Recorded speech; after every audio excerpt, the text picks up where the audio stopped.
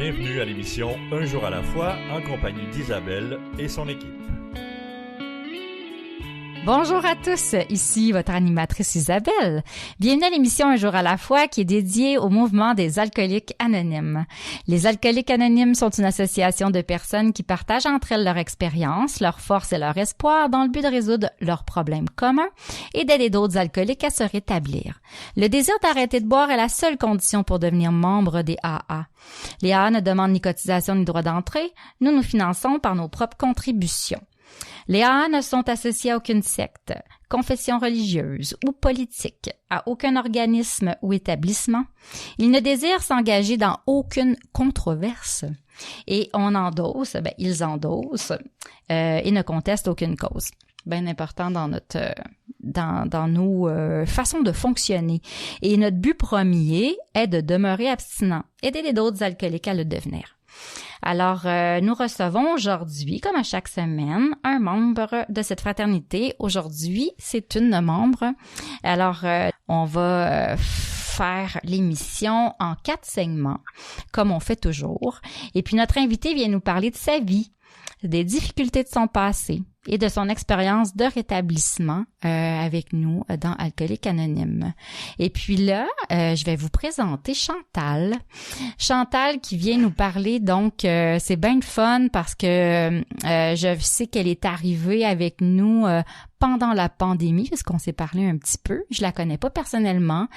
C'est un membre là, qui me l'a confié pour l'émission, puis qui lui a demandé si elle voulait bien venir partager. Puis c'est vraiment plaisant parce que je crois que c'est la première qui va venir nous parler de ça, comment elle a pu arriver par le biais des services d'Alcooliques Anonymes, mais on sait que c'était bien différent pendant la pandémie. Là. Les meetings, il y en avait pas mal moins, puis donc il fallait avoir recours à d'autres façons c'est vraiment pas la même chose. Là. Moi, je dis que c'est très courageux là, parce qu'il y a pas l'accueil d'une salle de meeting, c'est pas la même affaire. On a des masques, vous savez ce que c'est là, tout ce qu'on a comme règles pendant la pandémie.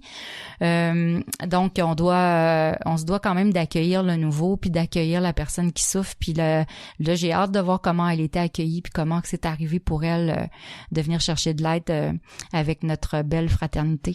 Fait que donc Chantal, je te laisse la parole pour nous raconter tout ça. Puis j'ai bien hâte de te connaître mieux aujourd'hui. Alors, à toi la parole. Merci Isabelle. Aïe, aïe, aïe, bonjour. Je suis nerveuse. Bonjour, je m'appelle Chantal et je suis une alcoolique. Je suis vraiment, vraiment honorée de faire ça aujourd'hui. Puis je suis honorée parce que au début de mon rétablissement, j'ai beaucoup écouté des partages. J'ai écouté des partages sur... je m'entends en double, ça fait bizarre. J'ai écouté des partages sur la radio, justement, un jour à la fois, puis je me suis identifiée comme ça. Fait qu'aujourd'hui, d'être celle qui partage, puis de peut-être que quelqu'un nouveau va écouter mon partage, puis va s'identifier, ben pour moi, c'est immense. Fait que je vais commencer juste par un petit moment d'arrêt, puis je le fais pour le nouveau, puis je le fais aussi pour... j'ai dans ma pensée là ma mère qui a jamais dit bonjour, je m'appelle Ghislaine puis je suis une alcoolique. Elle a pas pu le dire. Elle est décédée de la maladie, donc je le fais pour elle, mais pas juste pour elle, pour toutes celles qui l'ont pas dit, pour tous ceux qui l'ont pas dit, pour ceux aussi qui sont en dehors en ce moment puis qui auraient avantage à être avec nous. On est chanceux, on est vraiment chanceux. Je suis chanceuse d'avoir découvert les AA. C'est un miracle que ce soit arrivé dans ma vie. Dans ma tête à moi, j'avais encore bien des années à consommer. Je savais pas que j'étais malade. Je vais vous conter ça un peu tantôt. Ça fait que mon cœur, il est avec toutes ces personnes malades là, qui vont arriver avec nous prochainement, puis ceux qui sont encore dans la misère et qui devraient être avec nous. Juste pour me situer un peu, là, moi, je suis une fille de la Rive-Sud de Québec, banlieue, avec une belle vie de famille quand même. Dans mon histoire, là, j'ai une belle vie de famille. Chez nous, on est 3 filles. J'étais un modèle 76. Des fois, ça peut situer un peu là, la manière qu'on a été éduqués. Puis, un modèle 76. À l'école, j'avais de la difficulté. J'avais de la difficulté à l'école. Puis, je me souviens que j'étais une belle enfant. Mettons, là, je me souviens de moi enfant. Là. Je me souviens que j'étais une belle enfant à l'intérieur, une petite fille pleine d'amour, pleine de compassion, hyper sensible. J'avais une seule amie. J'avais d'autres amis, mais c'était pas vrai. J'avais une seule amie. J'avais besoin de personne. J'étais très solitaire, puis j'étais quand même heureuse. Je m'étais créé un univers. Je me souviens que j'avais de la difficulté à comprendre les enfants autour de moi. Je me sentais spéciale. Puis je pensais que quand j'allais devenir adulte, la méchanceté, ça allait disparaître. J'étais une belle enfant. Fait que j'ai touché à ça jeune et j'ai le souvenir de ça. Puis bon, la vie continue. J'ai une maman qui est dépendante. Ça, je l'ai dit au début. Une maman qui est dépendante. On a su plus tard qu'elle était bipolaire. Un papa qui est, on va dire, dépendant affectif de cette maman-là. Puis sans le vouloir, ma mère, elle faisait des grosses dépressions. Tu sais, fait que sans le vouloir, mon père, il voulait pas, là, mais il nous culpabilisait un peu de ça. Je dis nous, parce que je pense beaucoup à mes sœurs, mais je vais parler aux jeunes. Je me sentais coupable beaucoup, moi, de la famille, tu sais.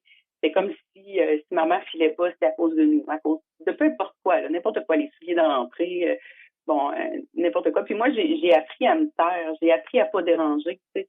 Je voulais surtout pas déranger. Puis ce qui me dérangeait, c'était, exemple, si mes sœurs se chicanaient, j'en revenais pas. Moi, j'avais l'angoisse en dedans de moi parce que je me disais, il dérange maman va pas bien aller. Puis je prenais beaucoup sur mes petites épaules d'enfant.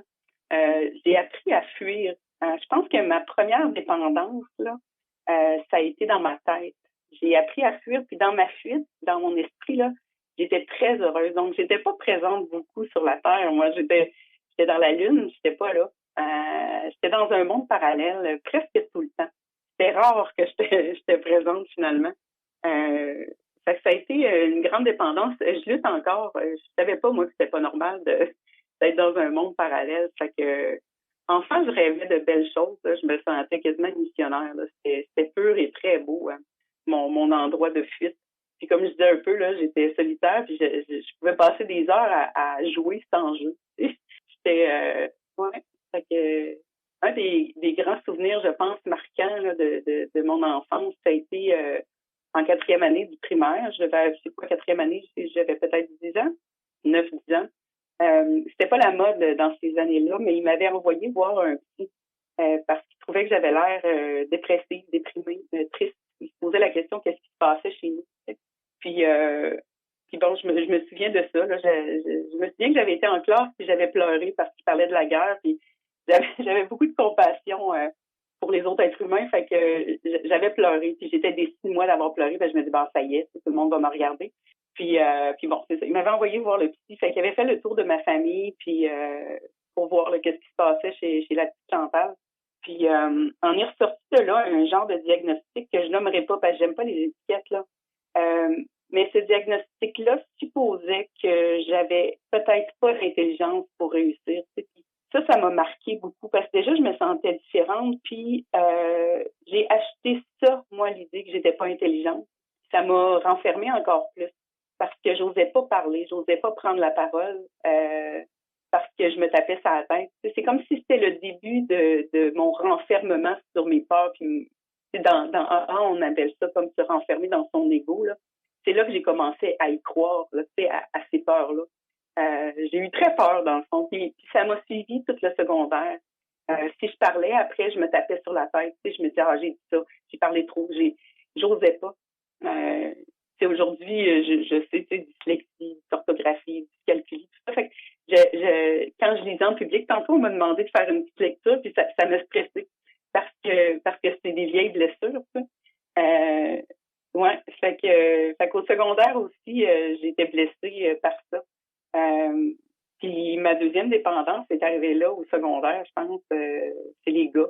Moi, ça a été long avant que je touche à l'alcool. Ça a été les gars, puis mes pensées étaient toujours là. Ça fait que je me suis mis à fantasmer à outrance. Là. C'était tout le temps, je cherchais. J'ai fait ça, mon Dieu, toute ma vie. Là. J'étais dans mes pensées tout le temps. Puis j'avais pas confiance en moi. Fait que je me suis mis à être dépendante affective. Je devenais l'ombre du gars, là. J'écoutais la musique qu'il écoutait, j'aimais ce qu'il aimait, j'aimais plus ce que j'aimais pas. C'était ça. Prenez-moi en charge, c'était correct. Moi, ce que j'aime, je vais l'aimer. Ça, c'est ça. C'était pour pas nommer mes besoins. Je les connaissais pas. Je savais même pas que je pouvais avoir des besoins. Fait que je me satisfaisais de ce qu'il y avait.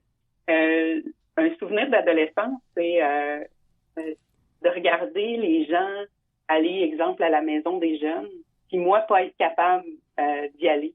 Puis de les trouver courageux de se regrouper. Tu sais, j'avais beaucoup de difficultés à rentrer en relation avec les autres. Et les gens autour, là, si je compte ça à quelqu'un de secondaire, il pourrait pas supposer ça. Parce que ça paraissait pas. J'avais un super front. J'ai appris vite à fonctionner en public. Socialement, là, je suis très adéquate. Là. J'avais pas de problème à faire des entrevues. J'avais pas de problème à paraître, si on veut. C'était en dedans de moi. Fait que je me souviens, je me suis déjà cachée et regarder les gens rentrer, sortir, rire, aller dans la maison des jeunes de mon âge. Là. Puis toi, t'osais pas y aller, j'imagine. Exactement. J'osais pas y aller. Merci, merci. Hey, ça commence bien. T'es super bonne, Chantal. Moi, tu disais que t'étais un peu nerveuse, mais t'as un super beau débit, ça va super bien. Je suis sûre que tout le monde comprend bien tout ce que tu nous racontes là. Puis t'as une belle façon de parler. Tu parles très bien. Puis c'est bien parler de toi aussi. Je trouve que t'as une maturité certainement. T'es arrivée par la radio, je trouve ça tellement extraordinaire. Ça me fait chaud au cœur d'entendre ça aussi, là, que tu es arrivée de cette façon en écoutant des émissions, puis que ça t'a interpellé, puis t'as pu arriver parmi nous de cette manière. Wow! Puis t'es dans le coin de Québec encore, probablement? Oui, je suis encore vraiment très près même de où je suis née. OK. Puis là, en plus, on a cette chance-là d'avoir quelqu'un qui est plus loin, comme je disais, là, avec le téléphone. C'est ça qu'on a comme possibilité. C'est le fun. Merci. Qu'on va aller tout de suite à la pause, puis on revient, on te retrouve tout de suite après. Ce dont je me souviens le plus souvent, c'est la solitude que je ressentais. L'isolement au milieu du monde. À la fin, je trouvais plus de plaisir à boire. Depuis que j'ai commencé à assister aux réunions des AA, je me sens revivre. Et c'est peut-être ce que j'ai vécu de plus important. Je m'aime réellement moi-même. Et c'est très bon. Les AA sont comme un miracle dans ma vie. Les alcooliques anonymes, ça fonctionne. Cherchez-nous dans l'annuaire téléphonique, dans votre journal ou sur aa.org.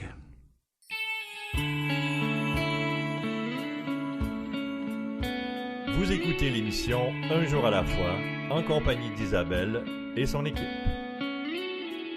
Bonjour, on est de retour à l'émission Un jour à la fois. Alors, nous avons Chantal avec nous aujourd'hui. Alors, avant de lui redonner la parole, je vais vous faire une lecture qui provient de notre littérature de Alcooliques Anonymes. C'est rare que je prenne une lecture dans celui-là, mais là, ça me tentait. C'est les 12 étapes et les 12 traditions. Donc, c'est un des fondateurs des Alcooliques Anonymes nous dit comment les membres se rétablissent et comment fonctionne cette société. Je suis à la 4e étape, là, c'est la page 58. Je commence comme ceci. À ce stade, le nouveau membre en est probablement venu aux conclusions suivantes. Son usage abusif de l'alcool et son échec dans la vie sont en tout premier lieu attribuables à ses défauts, qui sont eux-mêmes le reflet de ses instincts désordonnés. À moins d'être désormais disposé à faire de grands efforts pour éliminer les plus graves de ses défauts, il n'est pas encore prêt de connaître ni sobriété, ni paix d'esprit. Il lui faudra démolir les fondations boiteuses qu'il a données à sa vie et reconstruire à neuf sur du roc. Maintenant qu'il veut bien se mettre à la tâche pour identifier ses défauts, il demandera « Comment dois-je m'y prendre au juste? Comment fait-on l'inventaire de soi-même? » Comme la 4e étape n'est que le début d'une pratique qui doit durer toute la vie, on peut suggérer au nouveau d'examiner en premier lieu les faiblesses personnelles qui lui causent ses plus sérieux ennuis et qui sont assez évidentes. Au meilleur de son jugement pour définir ce qui lui apparaît bien ou mal, il pourrait faire un examen sommaire de sa conduite en ce qui concerne ses instincts primaires pour l'appétit sexuel, la recherche de sécurité et l'ambition sociale. En passant sa vie en revue, il peut tout de suite se mettre au travail en réfléchissant sur des questions comme celle-ci. Et puis là, il y a plusieurs questions qu'on peut se poser. La 4e étape, c'est quand même une pierre angulaire dans notre cheminement, dans nos étapes. Il y en a 12 au total. Ouais, c'est un point très important à franchir. Puis des fois, on peut en faire plus qu'une fois aussi des 4e étapes parce que c'est tout qu'un inventaire profond là. Alors, Chantal, elle nous racontait là, comment elle était enfant puis comment elle était quand elle était jeune, sa manière d'être discrète, de pas trop se faire voir et entendre, qui lui vient aussi de son milieu familial. Puis aussi sa timidité, je dirais, puis qu'elle voyait des gens s'amuser ou faire des choses qu'elle osait pas elle faire pour elle-même là. L'exemple qu'elle nous a donné, c'est la maison des jeunes. Et puis donc elle les voyait les gens rentrer là, d'avoir sembler avoir du plaisir, puis tu sais, je pense que Chantal était très attirée par ça. Elle aurait aimé être comme ça puis avoir cette facilité-là, aller vers les autres puis avoir plusieurs amis, mais elle était pas vraiment comme ça, plus solitaire ou avoir une amie. Mais malgré ça, elle voyait que ça, c'était différent, mais que ça l'attirait. Alors, je pense, je l'ai compris comme ça. Tu me diras, Chantal, si je me trompe. Puis, je te laisse parler, c'est à ton tour. Alors, raconte-nous ça encore, comment ça se passe pour toi. Oui, merci. Ben oui, en fait, j'allais pas à la maison des jeunes parce que j'avais pas confiance en moi. Je savais pas comment rentrer en relation avec les autres êtres humains, même ceux de mon âge, tu sais. C'est beau la lecture que tu as fait, Isabelle. Moi, la 4e étape, je vais essayer d'en parler tantôt. Je vais voir si c'est ça qui monte, là. Mais pour moi, là, ce qui monte en ce moment, là, c'est que la 4e étape, c'est il y a un avant et un après. Ouais, ça a été un point marquant de ma vie. C'est un avant-après. Ouais, un fait marquant. Fait que bon, je retourne à la maison des jeunes. Je continue. Fait que toujours aux prises avec les garçons, dépendante affective au bout. Je rencontre un gars qui deviendra mon mari. Un gars qui va à la maison des jeunes. Un gars qui a confiance en lui, mais c'est mon ami, ce gars-là. C'est un ami. Puis je me méfie pas de lui parce qu'il fait pas partie des critères que j'ai, moi, d'un homme. Tu sais, c'était pas lui, mon homme. Moi, c'était pas ce physique-là, c'était pas ça. Ben, je me méfie pas de lui, puis avec lui, je suis moi-même. Puis lui, il découvre en moi quelque chose. Il découvre comme la vraie Chantal.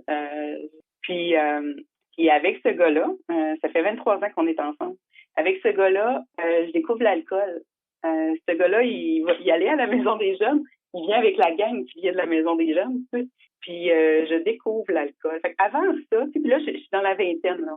Juste pour vous situer, là, je suis peut-être justement jeune vingtaine à ce moment-là. Puis avant ça, j'ai bu quelques fois, tu sais, adolescence, mais ça faisait pas partie de ma vie.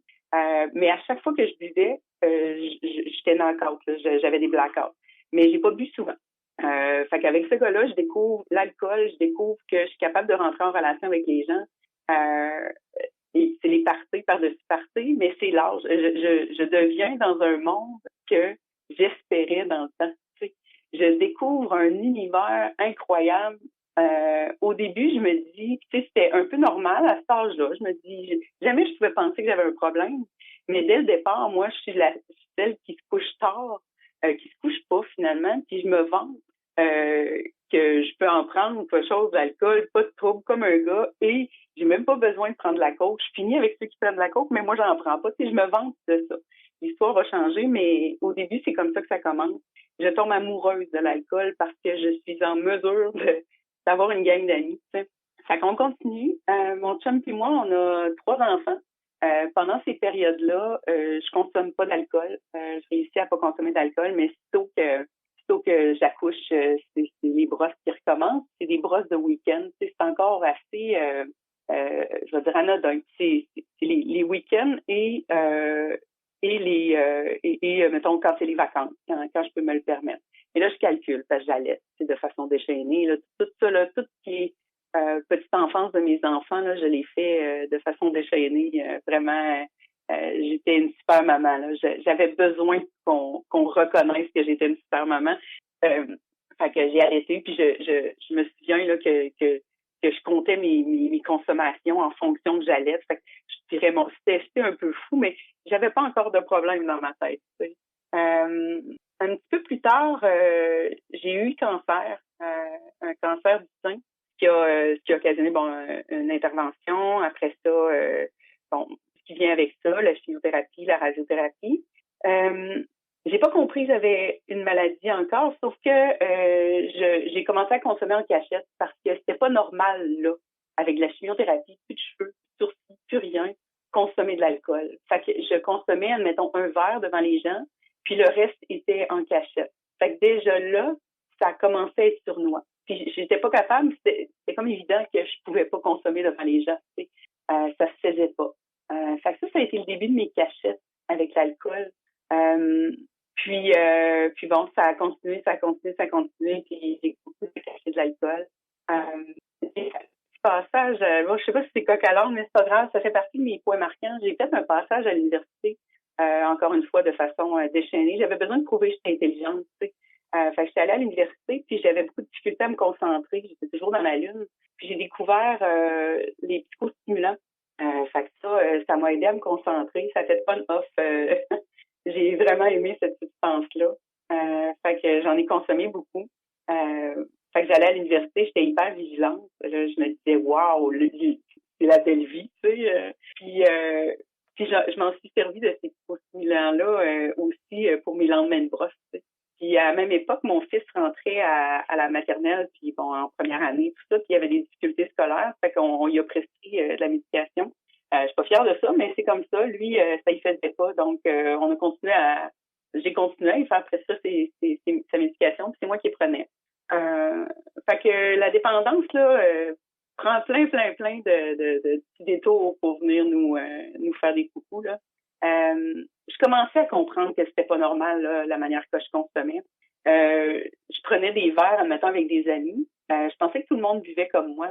Puis moi, c'était jamais fini. Fait que si on rentrait, admettons, partait avec des amis le week-end, moi, c'était pas fini. Tu sais, je continuais à consommer. Mais mon chum se couchait, tout le monde se couchait, c'est bien normal à un moment donné.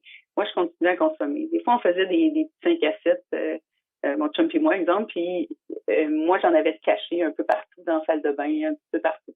Puis, comment j'ai découvert les AA? C'est dans le fond, en décembre 2019, juste un peu avant la pandémie, j'ai dit à mon chum que je cachais de l'alcool. Puis il a été super sweet. Il m'a dit, crime, pourquoi on n'essaierait pas un mois sans alcool? Fait qu'on a fait le mois de janvier 2020 sans alcool. Puis pour vrai, j'ai pas eu tant de misère. Ça a bien été. Fait que toutes les preuves étaient là pour dire que j'avais pas de maladie, mais on a recommencé à consommer. Je dis lui, il a pas de problème d'alcool. C'est probablement quelqu'un qui était un gros buveur, mais il était tanné. Fait que lui, il prenait une bière ou deux, mais moi, ça me fâchait. J'étais pas capable de faire ça. J'avais mal en dedans. J'avais mal après un 5 à 7, c'était pas possible. Fait qu'il fallait toujours que je m'en amène de plus. Il fallait toujours que j'en ai de cachets. Fait que j'avais 2 cachettes dans la maison. Puis c'était de plus en plus. Ça prenait de plus en plus de place. Puis de plus en plus sournois, tu sais. Fait que là, la pandémie est arrivée en 2020. Et puis là, j'essaie de voir le temps parce que je sais pas si je vais aller jusqu'au bout de ça. Ouais, on pourrait s'arrêter. Effectivement, le timing est bon. T'as une horloge interne, certain.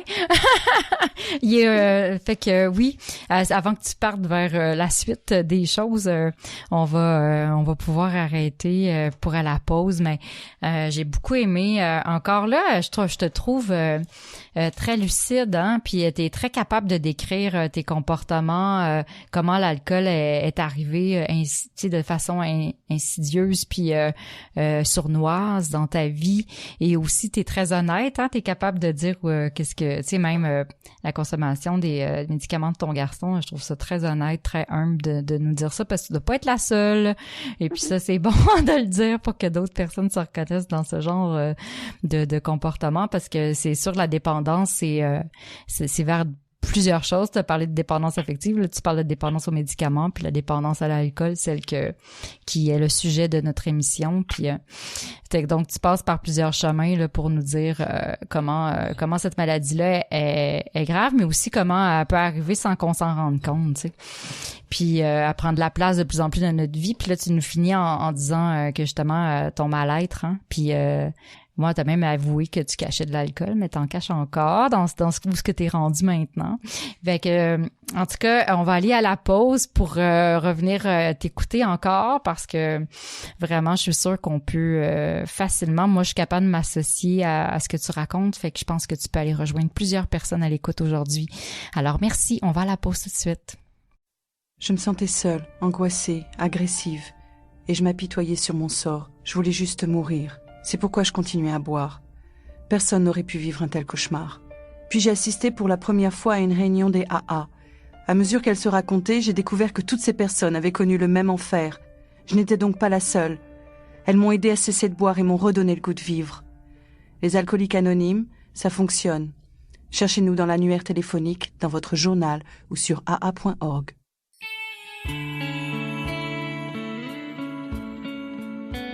Vous écoutez l'émission Un jour à la fois, en compagnie d'Isabelle et son équipe. Nous sommes de retour à l'émission Un jour à la fois avec notre amie Chantal. Alors, nous avons, je vais vous informer de ça, nous avons un site Internet pour notre émission de radio. Ce site est unjouràlafoi-émission.org. Vous allez trouver la liste de nos radiodiffuseurs et les horaires de diffusion. Vous pouvez aussi accéder à Un jour à la fois par le site Internet de la région 87, qui est aa87.org. Et vous aurez accès à nos enregistrements sous forme de podcasts. Vous avez des podcasts pour toute l'année 2020, 2021 et les archives aussi, toutes les archives radio, tous les partages qui étaient faits avant ça. Les podcasts peuvent s'écouter via toutes les plateformes là, à votre guise. Et aussi, si vous voulez venir partager votre histoire personnelle, comme le fait Chantal aujourd'hui, puis comme Chantal est, vous voyez, est dans la région de Québec, puis ce qui est le fun, on prend tous les avantages hein, avec la pandémie. Là, l'avantage qu'on a, c'est le téléphone.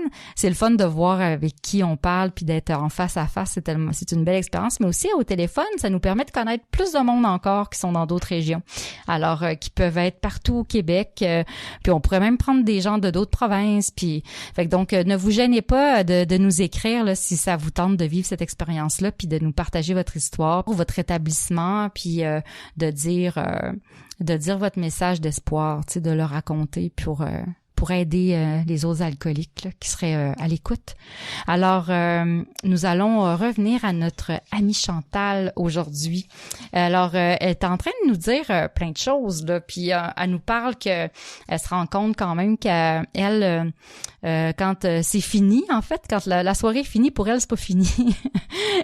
Comme beaucoup d'entre nous, on se reconnaît bien là-dedans. 5 à 7, là, hein, on est juste décollés, nous autres, là. Fait que c'est ça qu'elle nous dit, que c'était son cas, elle aussi, puis elle cachait aussi des bouteilles chez elle. Elle est en relation depuis de longue date avec le même homme, là, puis donc il se rend peut-être pas compte qu'elle cache des bouteilles, là, mais il y a une super belle attitude envers elle. Fait que là, il décide de faire un mois sans alcool. On est en 2020, j'imagine, hein? Juste avant la pandémie. Oui. Janvier 2020, donc un mois sans alcool, le mois de janvier. Je te trouve pas mal bonne d'avoir réussi à faire ça, toi, avec aise. Et puis, mais c'est quand le mois de février arrive que là, tu recommences à prendre un verre. Puis c'est quand tu prends un verre, hein, que c'est dur d'arrêter après, si je comprends. Les périodes s'allongent aussi, là. Ah oui, c'est ça. Fait que vas-y, c'est à ton tour, parle-nous de ça. Merci. Fait que je recommence à consommer en pensant pas que j'ai un problème d'alcool. Sauf que oui, au fond de moi, je savais un peu parce que j'ai appelé quelques fois les lignes justement là, d'aide à l'alcoolisme. J'ai pris des adresses. Tu sais, mettons les 5 dernières années de consommation là, parce que j'ai un travail, je suis fonctionnelle, mais je rentre pas qu'à la job souvent. Tu sais, des fois je me couche pas. C'est fou, hein, l'énergie que ça prend pour être fonctionnel quand on consomme. Et puis j'ai pris souvent des adresses sur des bouts de papier. Je me suis jamais rendue au AA. J'avais pas ce courage-là. Fait que bon, mettons, on se replonge là, début pandémie, mars, avril. J'ai toujours été capable de consommer sans trop déranger mes enfants. Mes enfants sont adolescents, jeunes adultes, hein, rendus là. Puis j'ai à cœur la famille. Tu sais, au fond de moi, il y a la maladie, mais au fond de moi, il y a un être humain extraordinaire qui est pas comme ça. Tu sais. Fait que, mais là, c'est aux yeux de tous qui veut pas, le premier verre arrive de plus en plus tôt. Fait que mon bas-fond à moi, tu sais, puis le bas-fond, hein, ils disent dans les alcooliques anonymes que ça prend un bas-fond pour pouvoir comme se relever là, pour découvrir que ça va pas bien puis être capable de demander de l'aide. Ben, il y a aussi l'idée que le bas-fond, on peut le décider un peu. Tu sais, on n'est pas obligé d'attendre de tout perdre. Mon bas-fond à moi, ça a été mon fils qui m'a manqué de respect. Mon fils m'a manqué de respect. J'étais bien fâchée de ça. Puis le lendemain, mon chum m'a dit qu'il était tanné, tu sais. Il dit que je manquais de respect envers les enfants. C'était rendu que, il dit quand c'était juste moi, ça allait, mais là, c'était les enfants, ça dérange. Tu sais. Ça m'a fait de la peine, tu sais, parce que je suis pas méchante. Fait que quand c'est rendu que, là, je me suis rendu compte, c'est pas mon fils qui me manquait de respect, c'était moi qui manquais de respect au bout de compte de vouloir communiquer quand je suis en état d'ébriété. Tu sais. Fait qu'on a vécu, là, on est rendu en avril, une espèce de crise familiale. Et puis, je me retrouve tout seul le 27 avril au chalet. En pandémie, je travaille plus. Je suis en supposé télétravail, c'est fucké la patente. Puis j'ai beaucoup de peine. Je sais pas ce qui se passe. Puis je vais sur alcoolique. Je tape sur Internet. Tu sais, je suis toute seule au chalet, je tape sur Internet. Je cherche de l'aide pour diminuer. Je me trouve donc pas bonne, pas de volonté.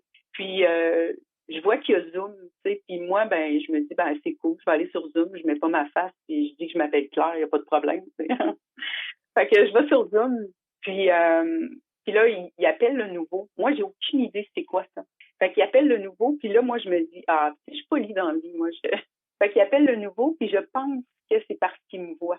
Je sais pas qu'il appelle le nouveau à toutes les... Parce que dans les meetings AA, on appelle le nouveau, on dit la bienvenue au nouveau. Puis là, moi, je me dis, bon, c'est toute une petite gang, là. Puis moi, j'arrive l'effronter quelque chose dans leur gang.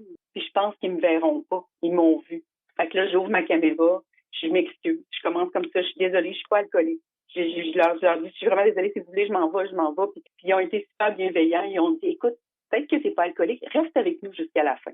Écoute, c'est juste écouter, s'il te plaît. Puis là, moi, je suis pas capable de partir. J'ai honte, mais je suis pas capable de partir. Ben, je me dis, ils me voient. Fait que je reste là.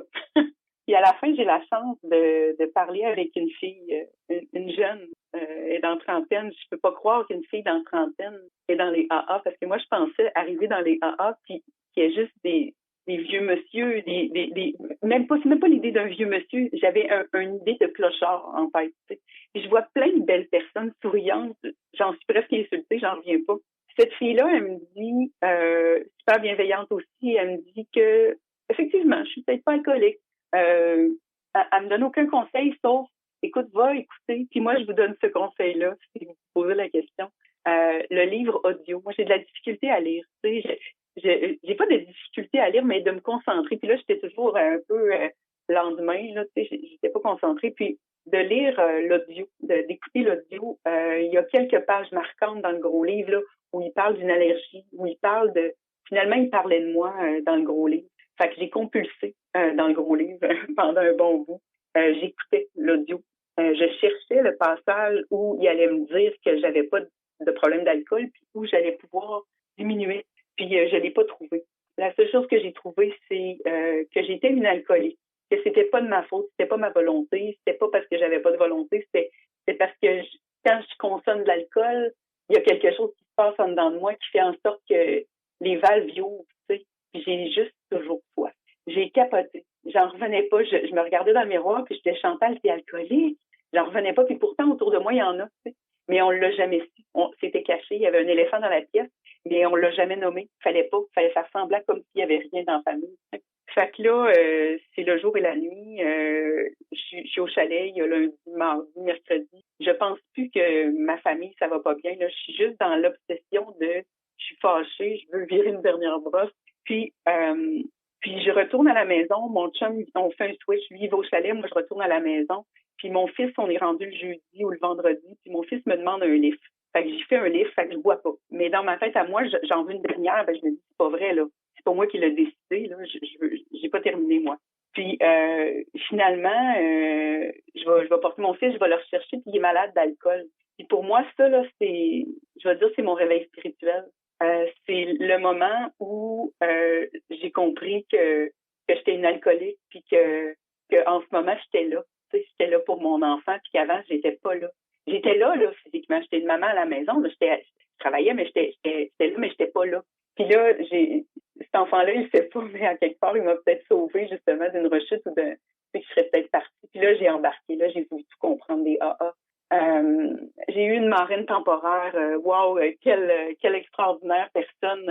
Je l'appelais à tous les jours, tu sais, parce que là, la pandémie prenait fin, je recommençais à travailler. Je me posais la question, qu'est-ce qui s'est passé? J'ai-tu rêvé ça? C'est comme si j'avais plus mes repères, tu sais, mais j'avais plus soif. J'avais plus mes repères, puis je l'appelais à tous les jours. Puis là, je disais, OK, c'est beau, je suis une alcoolique. Puis quand j'y parlais, puis quand j'allais dans les meetings sur Zoom, je me reconnaissais enfin. Tu sais, depuis toujours, j'avais de la misère à rentrer en relation avec les autres êtres humains. C'était la première fois de ma vie où les petits moutons noirs, ils étaient devant moi. Puis c'est fou parce que les petits moutons noirs, c'est les membres. J'avais le droit à l'erreur, j'avais le droit d'être qui j'étais. Puis là, ben, j'avais des êtres humains qui, des fois, se tapaient sur la tête. Puis moi, je me disais, non, tape-toi pas sur la tête, c'est tellement belle, c'est tellement beau. Puis je me disais, c'est à moi que je le dis. C'est comme si, en aimant les êtres humains qui parlaient, je m'aimais moi. Ça a été le début de ma guérison, ça. J'ai fait beaucoup de Zoom. Beaucoup de Zoom. Puis pour moi, ça, c'est ma référence Zoom. Puis l'amour, puis les messages passent par Zoom. Fait que cette marraine-là, temporaire, elle m'a accompagnée au début. Et je sais pas si elle sait comment elle m'a aidé à trouver des espèces de repères, de racines, là, pour avancer là-dedans, là, puis continuer. Fait que ça a été ma première marraine. Oui. T'es convaincante, là. En tout cas, moi, si j'étais pas dans A déjà, là, puis je sentirais comme un doute en moi si je suis une alcoolique ou pas, là, je m'en viens. Je m'en viens. Ta manière de l'exprimer est très forte.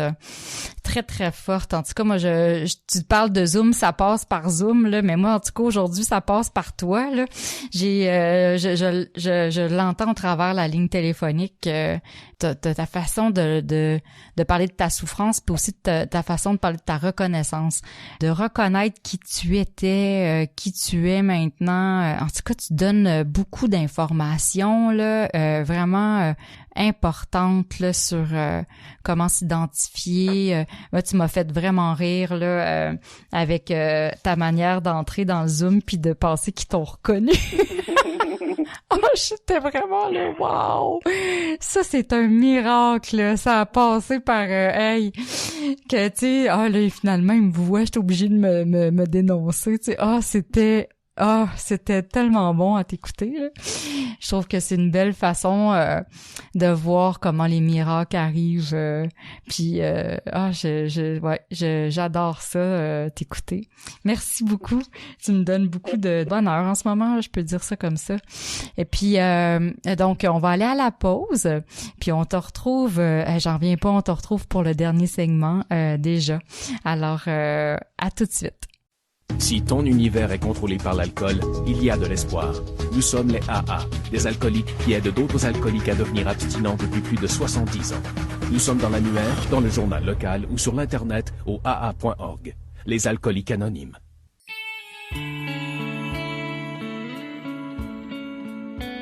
Vous écoutez l'émission Un jour à la fois, en compagnie d'Isabelle et son équipe. Nous sommes de retour à l'émission Un jour à la fois.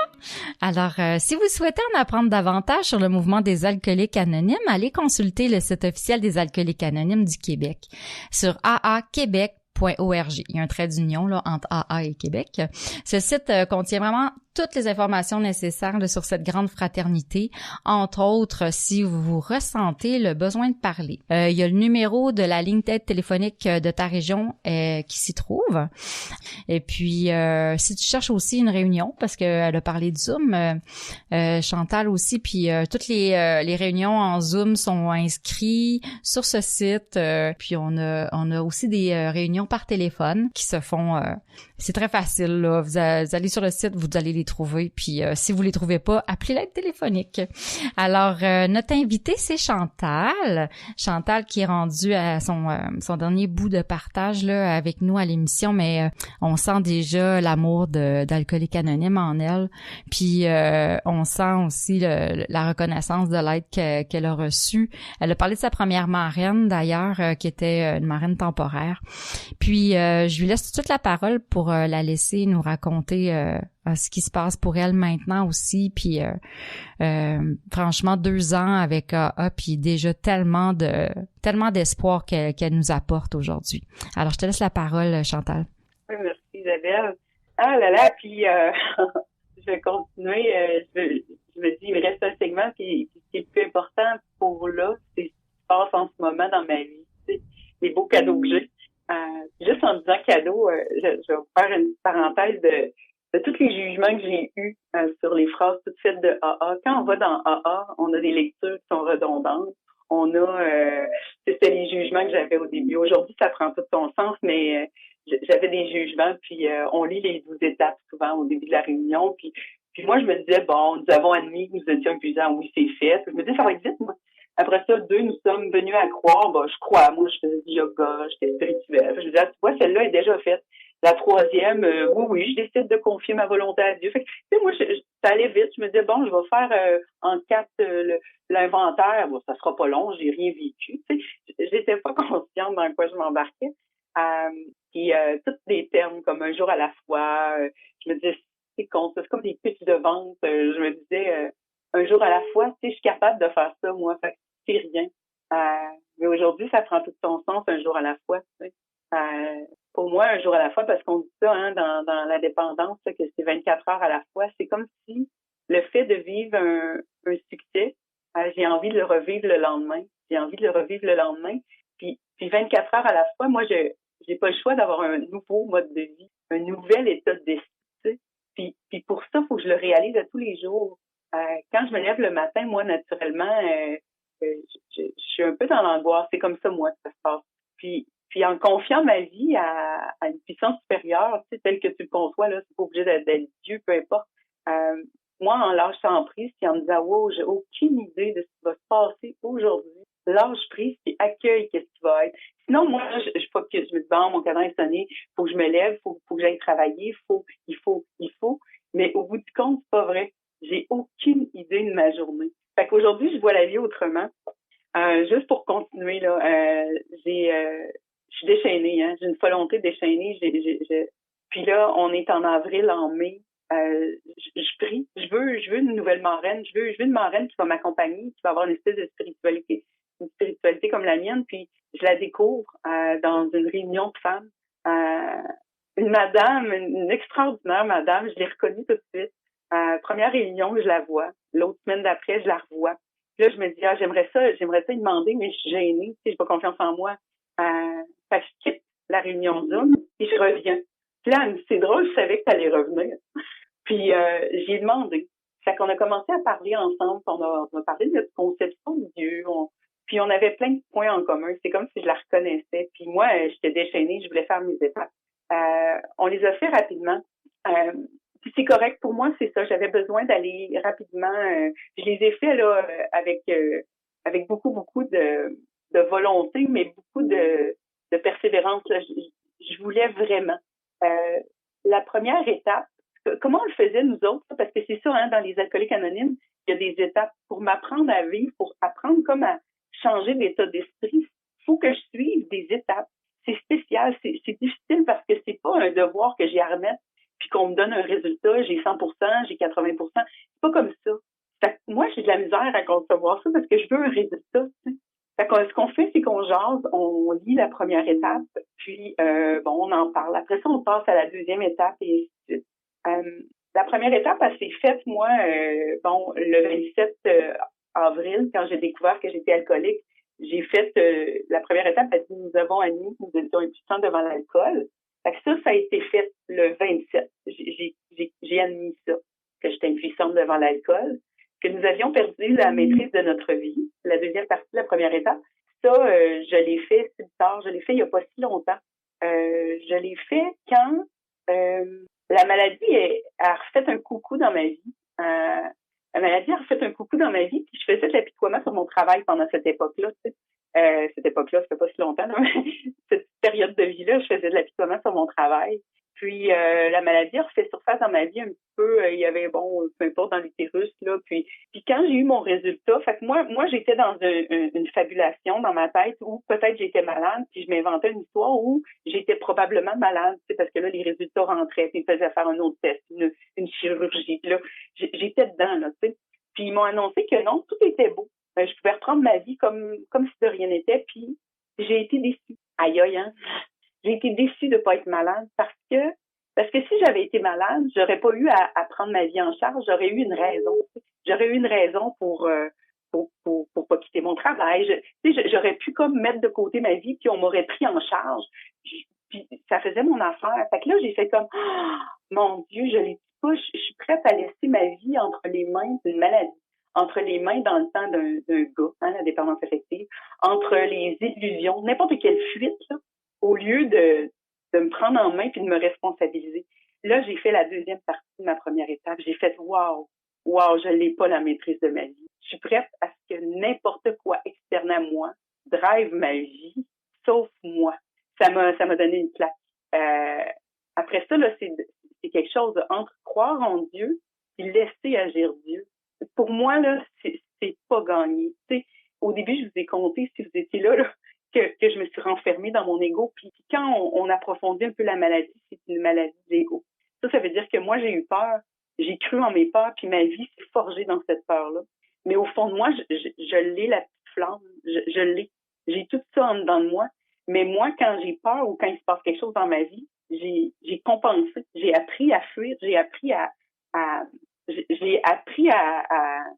sais pas trop comment l'expliquer, mais à me défendre ou à parler sans que ce soit avec ma vraie nature, avec qui. Fait que laisser agir. Pour moi, Dieu, c'est mon esprit qui est sain en dedans de moi. C'est quelque chose que je porte en dedans de moi.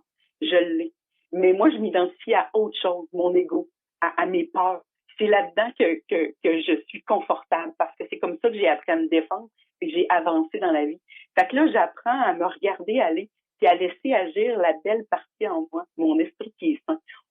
N'importe quelle religion, on peut l'appeler comme on veut. Ça peut être l'âme, l'être, ça peut être l'esprit saint, ça peut être peu importe. Fait que moi, c'est mon esprit qui est sain. Fait que ça, c'est la deuxième étape. Là, la troisième étape, là, pour moi, comment elle prend son sens?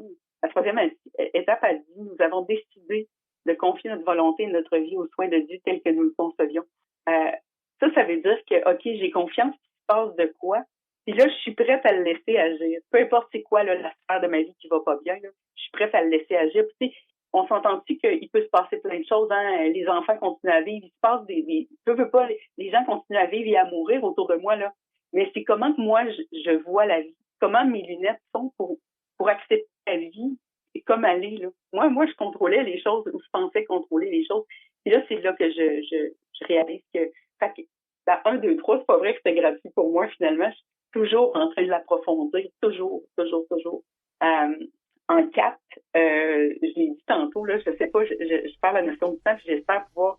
OK, en 4, là, quand j'ai fait mon inventaire moral, c'est la première fois de ma vie où je m'autorisais à en vouloir à mon père, à ma mère, puis où je me suis pardonnée de leur en vouloir, puis où je les ai aimés, où je me suis pardonnée à moi aussi, puis où je les ai aimés inconditionnellement parce que j'ai compris que eux autres aussi portaient la maladie en eux, ou ma mère, en tout cas profondément, elle en est morte en juillet 2021, justement, le foie a lâché.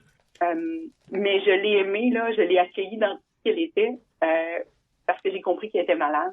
Fait que moi, je sais aujourd'hui que j'ai reçu 100% d'amour maternel. J'ai reçu son 100%. Elle aurait pas pu me donner plus. Elle m'a donné 100%. Puis pour moi, là, ça, c'est immense. Puis le avant, après, la 4e étape, 5e étape, là, 5e étape puis 4e, c'est un inventaire moral, mais pour moi, là, c'est wow que j'étais à côté de mes gonds, comment j'étais à côté de qui je suis. Je suis une belle personne. Je suis intelligente. J'ai quelque chose à apporter sur la terre. Puis moi, j'avais peur tout le temps que le mot intelligence pour moi, c'est fou, hein. Mais c'était une distorsion mentale incroyable. Puis pour moi, il y a un avant, après. Puis aujourd'hui, c'est ça l'humilité aussi. J'ai des rechutes, là, mais d'humilité, je parle, là. Mais l'humilité, c'est accepter qui je suis comme je suis. Ouais. Pas prétendre d'être autrement, tu sais. Fait que moi, je sais pas, cette aventure-là d'alcoolique anonyme, là, elle me permet de voir la vie autrement, puis la vie continue autour de moi. C'est moi qui la vois autrement. Puis je me souhaite de continuer à évoluer, puis je vous souhaite d'aimer AA comme j'aime AA. J'espère que mon partage aura pu aider quelqu'un. Moi, les partages m'ont beaucoup aidé c'est sûr. dans mes débuts pour m'identifier. Fait que c'est ce que je souhaite le plus au monde là, pour l'instant, c'est de continuer à évoluer dans Alcoolique Anonyme. Puis merci. En tout cas, je suis dans la gratitude vraiment.